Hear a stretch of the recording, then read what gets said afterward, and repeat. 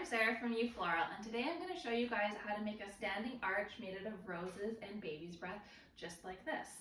So follow along with me today, and we're going to talk about how to make this.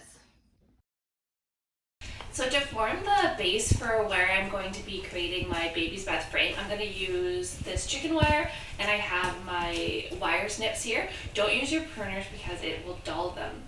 So essentially what I'm doing is going to wrap this chicken wire around my frame here, and you can obviously do this with any sort of frame that you're using, whether it be wood or whatnot. And I'm just going to create a bit of a structure by wrapping it around, sort of like this. So I'm just going to assess here what amount of chicken wire I'm going to need, and then I'm going to take my snips and just cut it to size. And then I have right here these zap straps, and I'm going to use the zap straps to actually attach this chicken wire to this frame. You can see here that this size isn't quite long enough to cover the entire space of this frame. So I'm going to cut 2 pieces of chicken wire actually, and just attach them to each other with the zap straps. So let's get going on this.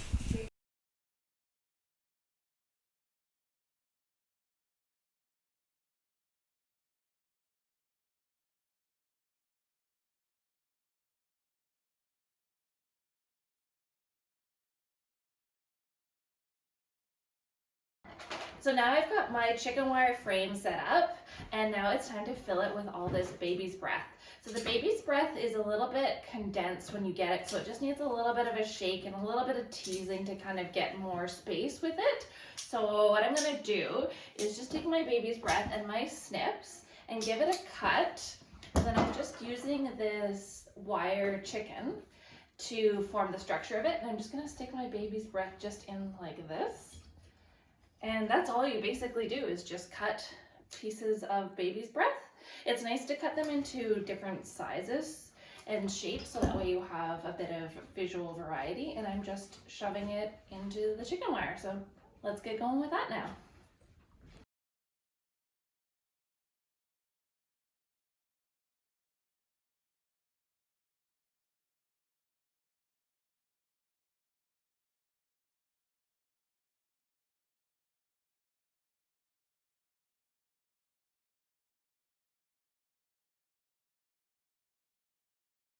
So now I've got a baby's breath structure here on my chicken wire. You can see there's a couple holes still in it, but I'm not going to work on filling that yet until I put my roses in, and that way I have a better idea of where I need to fill in.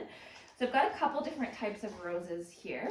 I've got some Hot Lady, which are the bright one. I've got Pink Mondale in the back. I've got some Faith, and these ones are, I don't remember the name of them.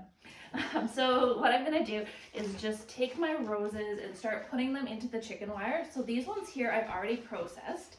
I've removed the leaves on the stem. These ones over here are fresh, just shipped, and you can see that they come with a lot of leaves on them. So before I shove these in, I'm gonna just take off the leaves on the stem. And then these ones also have the guard petals on them, which are the ugly petals on the side. So again, I'm just going to remove those off of my roses before I start putting them into my arrangement. So I have got a bit of an asymmetrical option going here with kind of the baby's breath floating this way. And I'm going to continue that with my roses. So just taking my pruners, important to have pruners, not scissors. And I'm cutting at a 45-degree angle. And then I'm going to take my roses and just start putting them into this chicken wire here. Obviously, since there's no water source, we're gonna want to do this as soon as we can to our event. So the morning of would be the best, because otherwise your roses are gonna start to wilt. So I'm just gonna start shoving them into the grid like this, and you can see the chicken wire holds it in nicely. So I'm gonna do some that are closer in, like this pink one here, and then some with a longer stem, and just kind of making sure that I pull off any of those ugly guard petals as we go. If you're wanting to prep in advance, you can always do that before, but I'm just gonna kind of do it as we go. So let's get going with this part.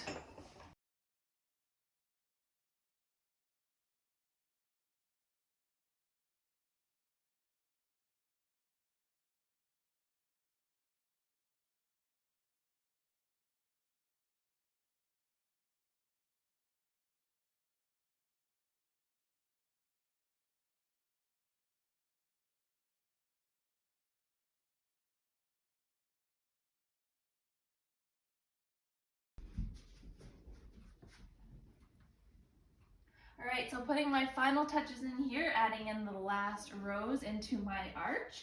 So I hope you guys learned something today and that you had some fun, and I hope you feel confident enough to try it. If you have any questions, comment below and follow me on my socials. Thanks for watching.